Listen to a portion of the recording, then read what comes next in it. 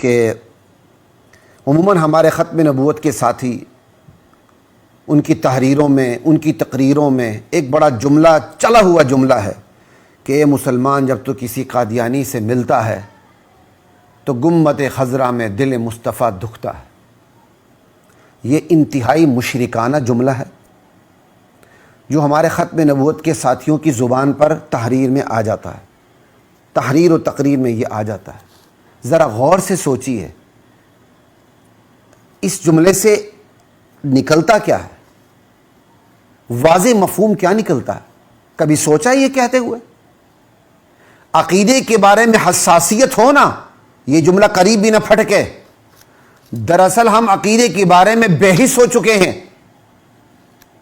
اس لیے مشرکانہ جملے بھی آتے ہیں تو ہماری غیرت اسلامی نہیں جاگتی، بلکہ ہمیں اس مشرکانہ جملے کی سمجھ ہی نہیں آتی۔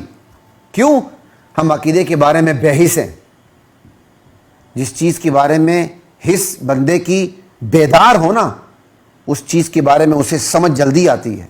عقیدے کے بارے میں تو ہم بے حس لوگ ہیں۔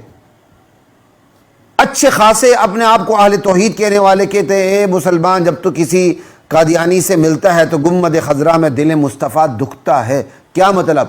جب بندہ کسی قادیانی سے ملے تو نبی علیہ السلام کا دل دکھتا ہے، تو کیا مطلب ہو گیا؟ واضح مفہوم کیا نکلتا ہے اس کا؟ باقی ایویں آویں ادھر ادھر کی ٹھنڈی تعویلات نہ کرے، واضح مفہوم یہ نکلتا ہے نبی علیہ السلام کو پتہ چلتا ہے، اسی لیے تو دل دکھتا ہے۔ یہاں سے حاضر ناظر کا بھی عقیدہ نکلا، علم غیب کا بھی عقیدہ نکلا کہ نبی علیہ السلام عالم الغیب ہیں۔ جب تم کسی قادیانی سے ہاتھ ملاتے ہو تو نبی علیہ السلام کو علم غیب سے پتہ چلتا ہے۔ نبی علیہ السلام حاضر ناظر ہیں، جب کوئی مسلمان کسی قادیانی سے ہاتھ ملاتا ہے تو چونکہ نبی علیہ السلام وہاں بھی موجود ہیں، لہٰذا اس کو دیکھ رہے ہیں کہ وہ قادیانی سے ہاتھ ملاتا ہے، اس لیے نبی علیہ السلام کا دل دکھتا ہے۔ تو نبی علیہ السلام نہ حاضر ہیں، نہ ناظر ہیں، نہ عالم الغیب ہے۔ اللہ عرش پر ہے، اللہ اپنی قدرت کے حوالے سے ہر جگہ موجود، اللہ اپنے علم کے حوالے سے ہر جگہ موجود۔ سمجھے؟ خود اللہ کی ذات عرش پر ہے، اللہ کا علم، اللہ کی قدرت ہر جگہ کام کر رہی ہے۔ یہ تو اللہ کی صفت ہے۔ اسی طرح دل کے بید کو جاننا، کوئی پتا گرتا نہیں، اس کے گرنے کا اللہ کو علم ہونا، یہ سب کچھ تو اللہ کے پاس ہے۔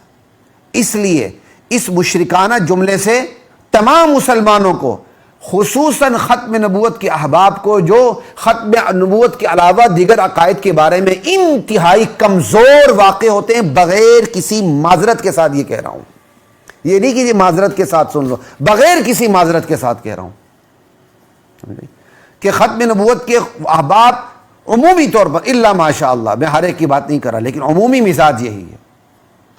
اس لیے اس جملے سے اجتناب کرنا چاہیے، جس سے نبی علیہ السلام کے علم غیب کا اعتراف بھی سامنے لازم آتا ہے، آپ کے حاضر و ناظر ہونے کے عقیدے کا اعتراف بھی سامنے آتا ہے۔ اس جملے سے احتیاط کرنی چاہیے۔